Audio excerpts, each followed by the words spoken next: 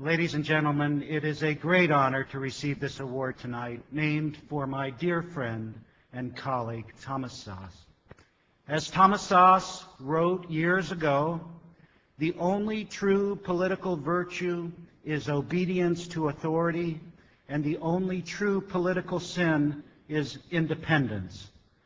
Independence renders authority useless, and that is what infuriates it so. You've undoubtedly been told you're mentally ill for daring to say that the emperor called psychiatry has no clothes, not to mention stupid and unscientific. At least this is what some of my colleagues say about me at one university. So if this is something that has happened to you, I'm here to say that you are not alone. The controversy regarding the myth of mental illness and psychiatry is not about science or medicine, it's about power. When psychiatrists start agreeing with you, well then perhaps you ought to reconsider your position. Something may be wrong. So I'd like to say a few disobedient things, which is especially true because I was trained as a psychologist, and when a member of the profession criticizes its own, it's considered especially sacrilegious. What do we know that is true, that the cult of psychiatry keeps telling us is false? First, the idea that there is a known brain lesion causing mental illness. The truth is, we cannot tell who is mentally ill and who is not by looking at pictures of their brains or analyzing their blood. Psychiatrists had to invent their own book of diseases because pathologists would have nothing to do with them.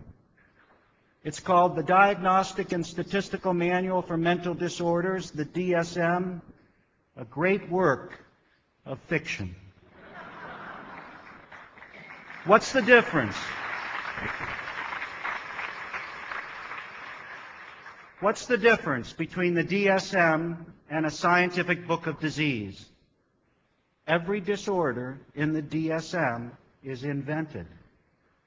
Every disease listed in a pathology textbook is discovered.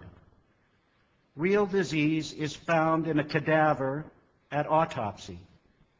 Mental illness is not. Mental illness refers to something that a person does. Real disease refers to something that a person has. Consider this yet another way. It takes one person to have a real disease. It takes two people to have a mental illness.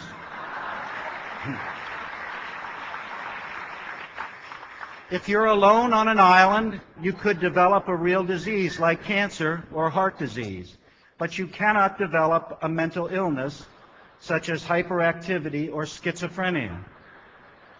This is because mental illness is always diagnosed on the basis of some sort of social conflict. When people do something that others find objectionable, they can be diagnosed as mentally ill. If the person doing the diagnosing is more powerful than the person diagnosed, then there is trouble. In this sense, the diagnosis of mental illness is always a weapon. Not so when it comes to diagnosing real disease. Think of how, when people get angry with one another, they inevitably resort to some kind of diagnosis. They say, "You're crazy. You're mentally ill. You're paranoid." Can you imagine somebody getting angry with someone and saying, "You have diabetes. You have Parkinson's disease"? Social conflict has nothing to do with developing a real disease. You don't develop diabetes because someone doesn't like the way you think, speak, or behave. You have to have someone else present to judge that your behavior is morally good or bad in order to have a mental illness. So diagnosis is a weapon, a tool people use against one another, especially when there is some kind of power conflict present. And what of treatment? Treatment for mental illness is punishment. Look at our criminal justice system. When someone commits a crime and a psychiatrist is in the courtroom, a defendant may go to a mental institution instead of a prison. Can you imagine a judge saying, "I sentence you to treatment for your cancer"? I submit to you that psychiatric treatment is worse than prison. For in prison, they don't judge how long people should be deprived of liberty on the basis of what they think about themselves and the world. In a mental institution, of course, this is the case. If you don't think about yourself and the world correctly, you'll be punished longer. Psychiatrists love to say that mental illness is a real disease, just like cancer. The analogy between mental illness and real disease is not reciprocal. It doesn't hold both ways. Having cancer is not like being depressed. We don't shock people who have cancer to make them better, especially if they don't want to be shocked.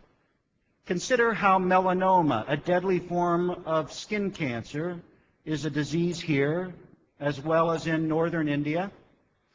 If you have melanoma, does it cease to exist if you move to another country, another culture? Of course not. If you're wandering the foothills of the Himalayas and meditating for 15 hours a day, you may very well be called a holy man in India.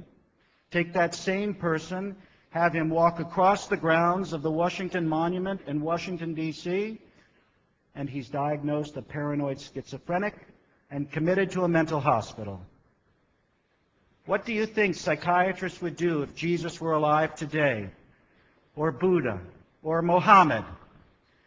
Bada bing, right into a mental hospital, injected with drugs to stop their crazy beliefs and speech. Psychiatrists today are the true grand inquisitors. They would crucify the holy men and women of yesterday in an instant. My father was sent from Nazi Germany to America in 1933 when he was about 15 years old. From the time he was sent out of Germany by his family because he was a Jew until his dying day 5 years ago, he had nightmares that the Nazis were persecuting him. He fought against them his whole life, awake and asleep. I used to ask him, "Dad, what were people thinking in Germany back then? What were they thinking when they saw the Nazis parading about?" And he used to say, "Nobody took them seriously. Nobody believed they could ever have the power to do what they did. We laughed at them." Now, while I encourage you to laugh in the face of those psychiatrists who argue that 2 + 2 doesn't equal 4, know too that we must also take them seriously, especially when it comes to the harm they have done to people in the name of helping them. For if we do not, history will repeat itself. We are building a resistance to the psychiatric Gestapo. The Citizens Commission on Human Rights is an important partner in the fight for liberty and justice. That is why we are here tonight, and that is why we will be together tomorrow. Thank you.